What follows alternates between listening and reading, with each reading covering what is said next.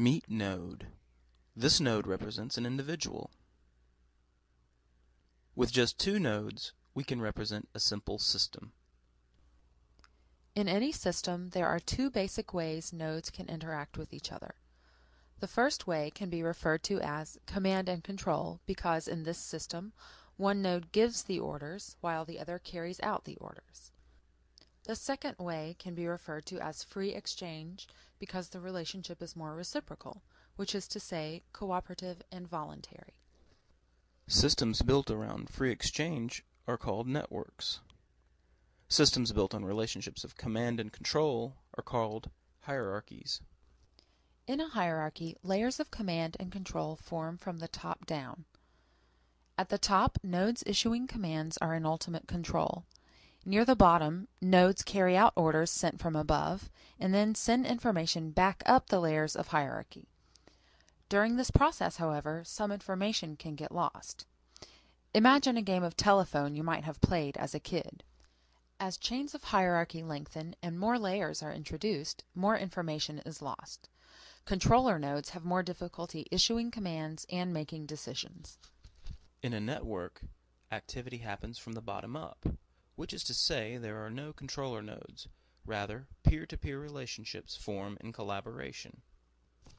Networks are often more efficient and are less likely to lose information because said information, not to mention decision-making power, is usually more evenly distributed around the system. Of course, without a single node in charge, networks are limited in their ability to make a single system-wide course of action.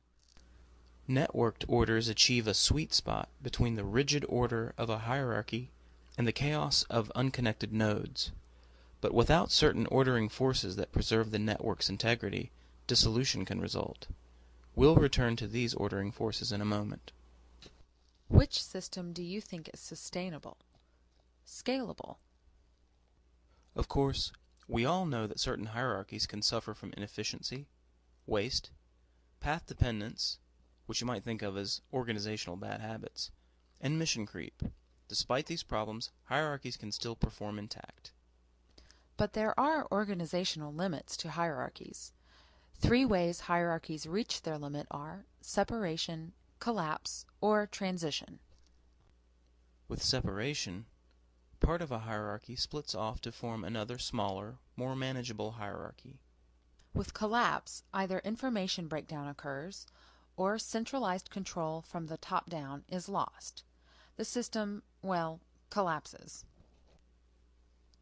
With transition, the network begins to deal with the increased information and increased complexity by flattening the hierarchy, which is to say, it begins making a transition from hierarchy into a network.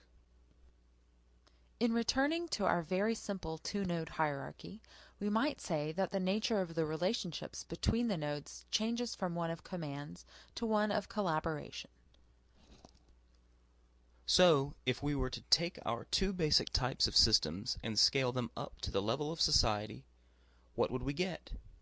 In other words, what kinds of social orders result from large-scale hierarchies and large-scale networks?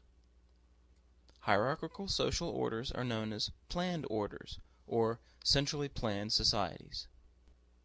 Networked social orders are known as spontaneous orders, a term coined by Friedrich August von Hayek. What are some examples of planned social orders?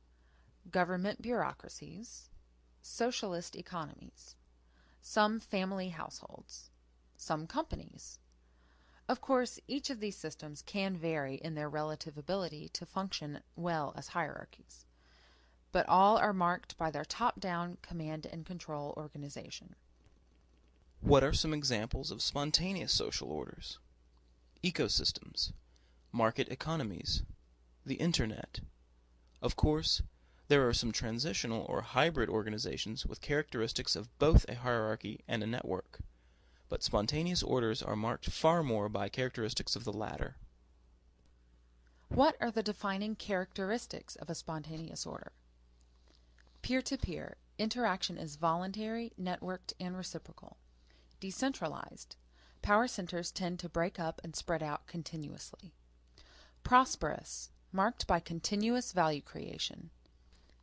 Complex, So complex in its totality it's unknowable by any individual or group. Scalable, virtually no limits to growth and development.